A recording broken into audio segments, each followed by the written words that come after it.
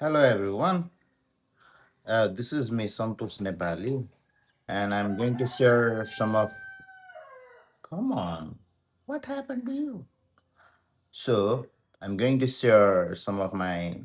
experience about uh, children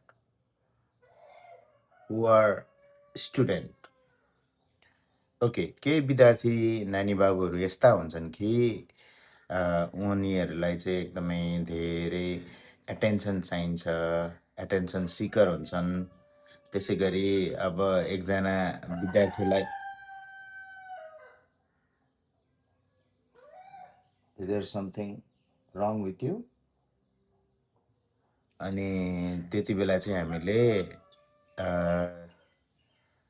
जानेको कुरा चाहिँ के छ त भन्दाखेरि अथवा गर्नुपर्ने कुरा चाहिँ के छ भन्दाखेरि तिमीहरू सबैजना मेरो लागि उत्तिकै छौ समान छौ नानी हो है म उसलाई पनि सोध्छु अनि त्यो पछाडि तपाईँलाई पनि सोध्छु तपाईँलाई पनि सोध्छु यो अमलाहरू जस्तै हो तपाईँहरू चाहिँ यो यो अमलामा घोचे पनि दुख्छ यो अमलामा घोचे पनि दुख्छ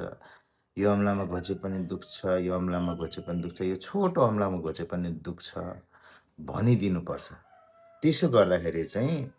नानी बाबुहरू अलिकति आफूलाई खुसी कम्फर्टेबल महसुस गर्छन् thank you see you next time